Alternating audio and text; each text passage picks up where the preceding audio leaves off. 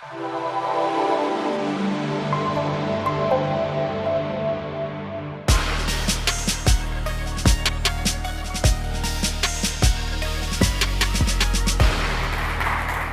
morning, everybody. Wonderful to have you here.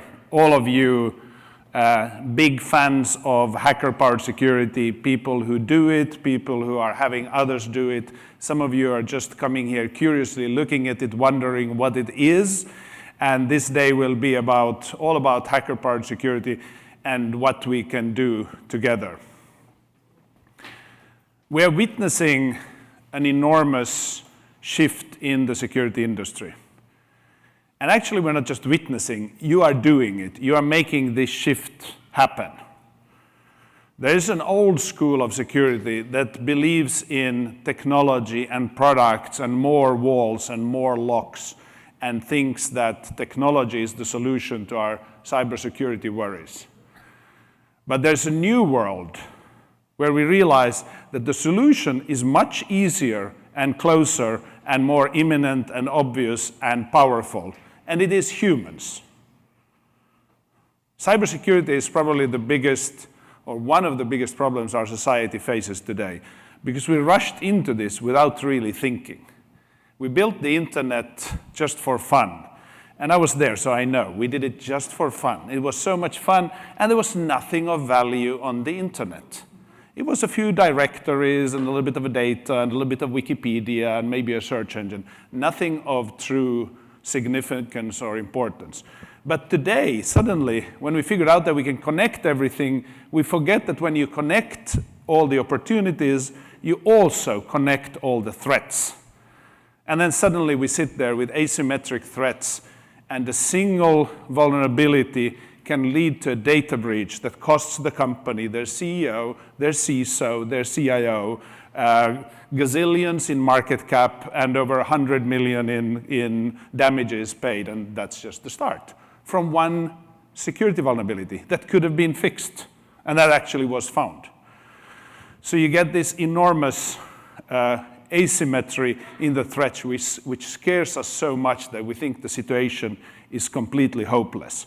So we go out and buy more firewalls, and more antivirus, and more of everything that we used to buy in the client-server era, long before the internet was even invented. And it just doesn't work. But now, what you are doing here is hacker-powered security. You say, okay, if we just take the products and put them aside, and then we ask smart people to help us, what will happen then? And that's what hacker-powered security is about. Taking the collective intelligence and creativity and diversity and just the minds of everybody and pooling this defense together so that it can avert any threat from the outside. And actually, it's possible to turn the asymmetry around. Because we talk about all the bad guys, and we read about all the bad guys, and there are books about all the bad guys, and there are movies about all the bad guys, and we may instinctively think there are a lot of bad guys out there. But guess what? There aren't. There are not that many black hats out there. They're dangerous, and they can be lethal, and they're well paid, and who knows for whom they are working. But there are not that many. The total number of malicious hackers and attackers in the world is less than we have hackers signed up on HackerOne. We have 140,000 hackers signed up on our platform, ready to help. And that number is more than the number of criminal hackers out there already. And we're just in the beginning of this. We haven't even recruited everybody. And we probably never will recruit exactly everybody, but we'll recruit a lot more hackers. And when you study a society, you realize that for every bad actor, you typically have 1,000 good actors with similar skills. And that's how you turn the asymmetry around to your benefit as a pooled defense where you share everything. And it doesn't matter how many smart cybersecurity or security or infosec, AppSec people you have in the company. When you share the information and invite others to help, you suddenly have a defense that's 100 times stronger or 1,000 times stronger. And that is what hacker-powered security is about. And security that's the best way to share security information. Security is an email inbox where you can receive good stuff from the outside world. It's a place where experts on the outside can communicate to experts on the inside. And that's why we picked security as the name of this conference. This is now your inbox. It's also your outbox because we want you to share information, but we will provide you with fantastic insights from those who are truly running these programs, vulnerability disclosure programs, bug bounty programs, crowdsourced pen testing. And it all starts with the acknowledgement that there are weaknesses. There is no perfect software. We have vulnerabilities, and the best we can do is to figure out what our vulnerabilities are. Like we say, we will all get hacked, so it's best to get hacked by somebody you can trust.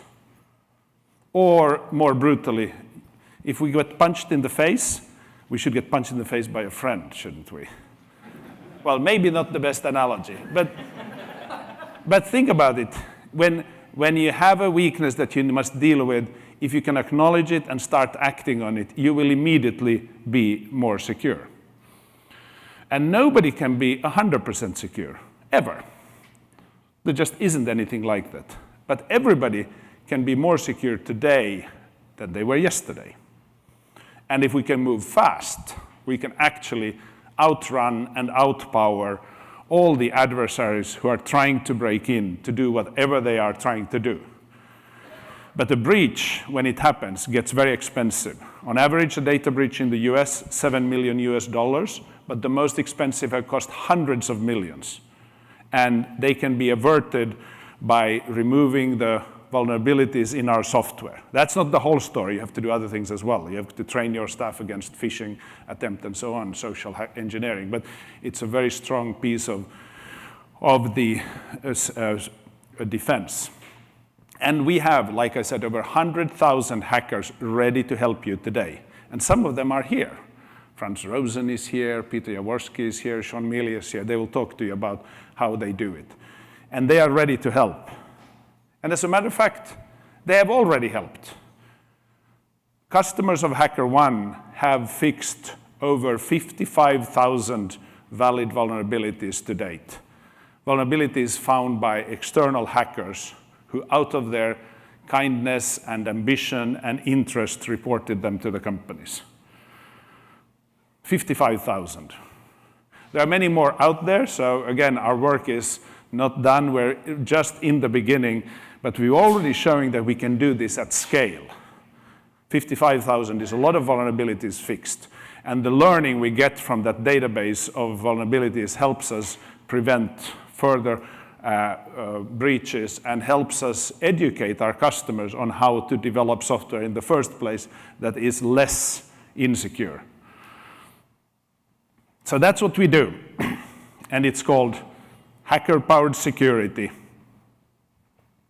And this thing started a long time ago. 1983, they had the first bug bounty program. 1995, Netscape did theirs. And then the practice was pioneered by Facebook and Google and Microsoft and others. We have many other cloud-native companies doing it. Salesforce, Snapchat, Slack, GitHub, Twitter, Uber, Airbnb, Dropbox, GitHub, and so on. After that, we got the traditional enterprises, progressive security-aware enterprises joining. General Motors is here. General Motors is a very security-aware company. Starbucks, Lufthansa, and many others. And the big bang, early 2016, when the US Department of Defense invited you to hack the Pentagon. That's what they said. Hack us, hack the Pentagon. This is the organization, probably the most powerful organization in the world. They have a nearly unlimited budget. They can hire nearly whoever they like. They have weapons of enormous destructive power at their disposal. Yet, to be secure in their computer systems, they needed help from the outside. So they launched Hack the Pentagon, and they called it Hack the Pentagon. And we take great pride in the positive connotation of the word hacking and hacker. Hacking means interest in figuring out how things work. If you do something criminal, then you're a criminal. If you're a hacker, you're eager to know how it works and help make it better. And Hack the Pentagon was such a resounding success that soon after we started hacking the Army. And then we hacked the Air Force. And whereas in the first program it took us 13 minutes to break in the next one it took us 8 minutes, and this summer in Hack the Air Force I think it took 1 minute to file the first vulnerability report with them. Some smart hackers here will of course know that somebody had done good reconnaissance and was ready to file the report the moment the program opened. But it still shows how fast you get in. 207 bugs, valid bugs found. Best hacker in that challenge was Jack Cable, 17-year-old high school student who found 30 valid vulnerabilities in the Air Force's systems. And there are more systems under the DoD that we will do. But this is how this industry is working. So 2 weeks ago, the Deputy Attorney General, what did he say? He said, everybody should operate a vulnerability disclosure policy. Everybody. This is a man who should know what he's talking about and has a lot of mandate and responsibility. He's recommending every organization to be open to input from hackers. That's what vulnerability disclosure program means. It means having an inbox called security at your company to receive that input. And they're now telling everybody to do that. And last week, Google did what every responsible cloud platform should do. They contacted the top makers of Android applications on Google Play and said, you should all have a vulnerability disclosure program, or even better, a bug bounty program, where you pay bounties for the vulnerabilities being reported. Because we, meaning Google, want our ecosystem to be the most secure in the world. And Google even said, we will pay an additional bonus for any RCE, any remote code execution vulnerability found, an additional bonus of $1,000 for any of these programs. Although they are not Google's own applications, they're just running on Google Play, but Google knows that the success of Google is dependent on the success of the ecosystem. And the security is not full security until you have security in the applications as well. So a very strong vote in favor of hacker-powered security. And this is what we mean with the shift. It is shifting now. But as it is shifting, we can also be, like many people in the security industry are, cynical, pessimistic, negative. It is really bad. The situation, the cybersecurity situation in the world today is really, really bad, and it is getting worse. We think that we heard about the worst possible breach just a few weeks ago, but we actually must brace us for even worse. The good news is that although we're still heading down and it's getting worse by the minute, we're already seeing the solutions that can help us. We're already seeing methods that can make us more secure quickly. And one of them, the most powerful, is to invite experts on the outside to tell you what's wrong, to invite them to participate in the work to make you more secure. So we have the solutions there. They work quickly. They make you more secure. There's one thing you have to do yourself. You must fix the bugs. So no matter how powerful hacker-powered security is, if you do not fix the bugs, you are not secure. And of course, we saw that with Equifax, where it could be argued they knew about the bug. They did not know how to fix it. They didn't fix it quickly enough. So that's a key responsibility that will always reside with the organization, with the customer. But everything else can be handled by the mechanism of hacker-powered security. Everything else. We will invite the hackers, we know who they are, we know how they hack, they will report the vulnerabilities, we'll validate them, we'll tell you how severe it is, but you do have to fix them. And when you fix them, you will be more secure. And that is what we're here to celebrate today. We have just amazing speakers for you after me, to entertain you all day. We have a fantastic audience here of people who are looking at hacker power security, doing it, interested, sniffing it out, curious. You represent all kinds of companies, all walks of life, all kinds of interests. This is the first conference ever on hacker powered security. It has been sold out for several weeks, so we will have to repeat it soon at a bigger venue. But here we are, and we have this enormous intellectual power ready for you the whole day.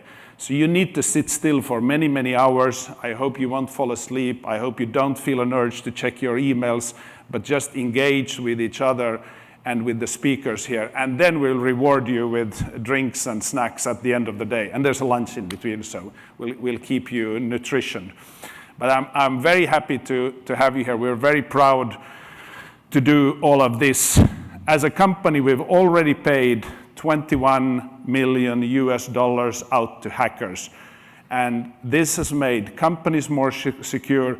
It has also created a whole new generation of security professionals who feel needed and appreciated and who will take responsibility for our digital society and our civilization and how it evolves.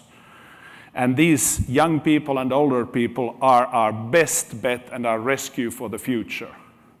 We have made a prediction and a goal that by the end of year 2020, we will have paid out $100 million in bounties to hackers all over the world.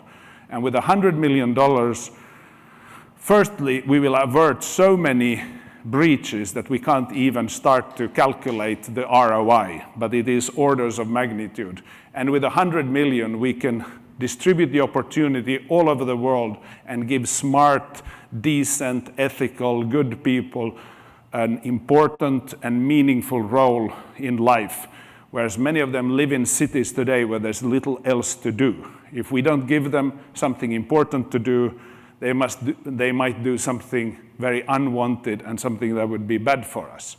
So this model we represent has benefits on both sides. We could do it only to make systems secure, or we can do it only to give people meaning in life. It doesn't matter. Both of those causes are worthy in their own right.